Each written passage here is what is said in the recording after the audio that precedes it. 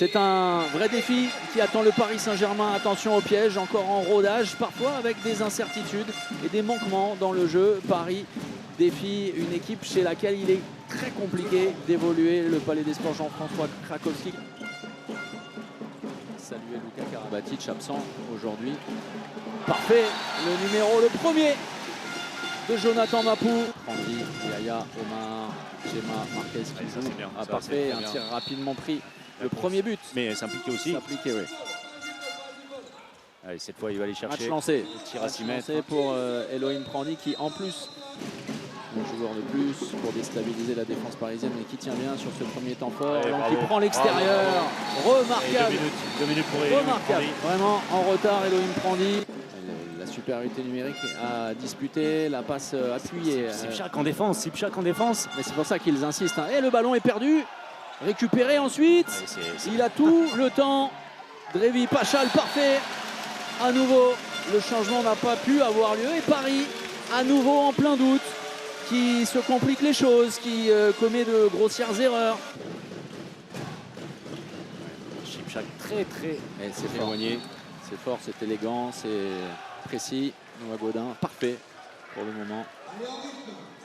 Et ce tir si particulier. Gemma.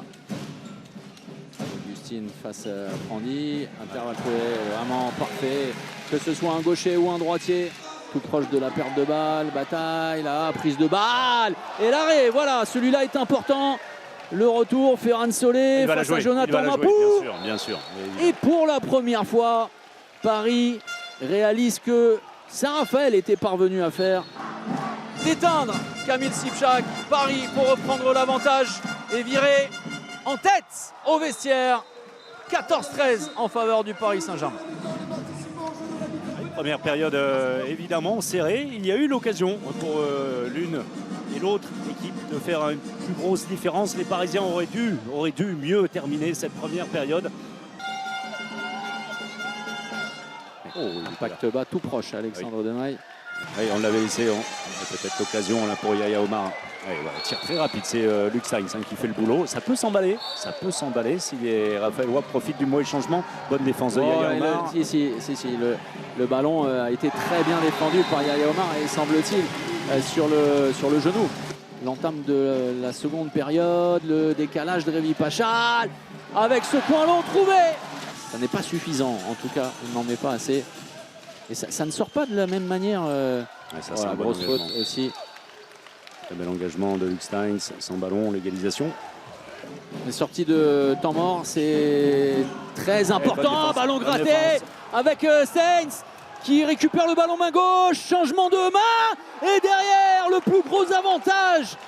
On sent un bloc parisien, ce qui n'était pas franchement le cas autour de la 36e minute. Le changement et le passage en 1-5 aussi, François-Xavier. Voilà, un but. Enfin doivent se dire Neves et consorts. Ce qui est plutôt bon signe pour Yaya Omar. Je vous l'accorde, on retrouve Sipchak pour un éventuel plus 6. Parfait, Kamil Sipchak là aussi. Louons Kamil Sipchak sur cette efficacité retrouvée dans cet exercice si important, puisque Coleman, la messe est dite en ce dimanche, surtout avec ce nouvel arrêt de Yannick Graham. Ballon pour Lang. L'avantage laissé, bien vu, monsieur Bonora qui a hésité à siffler le 7 mètres. Intarissable d'effort, vraiment. Regardez, c'est aussi parce qu'il propose du rythme. Sébastien Karlsson qui se régale sur cette fin de partie. Il a été privé de ballon quasiment. En direction de Luc Steins. Ah oui, mais alors son fils, on l'aura au micro dans quelques instants. Oh, quel mouvement magnifique, Drevi Pachal. Il met dans le vent. De Sergio Pérez. Mais vous avez tout noté. Eldal pour son premier but en championnat, la nouvelle recrue. Bienvenue en France dans le championnat. La victoire du Paris Saint-Germain finalement très nette et sans bavure. Plus 8 en faveur du Paris Saint-Germain. Paris rejoint le duo de tête avant la fin de cette deuxième journée. Quoi qu'il arrive, il n'y aura que 3 équipes avec 4 points ayant fait le plein.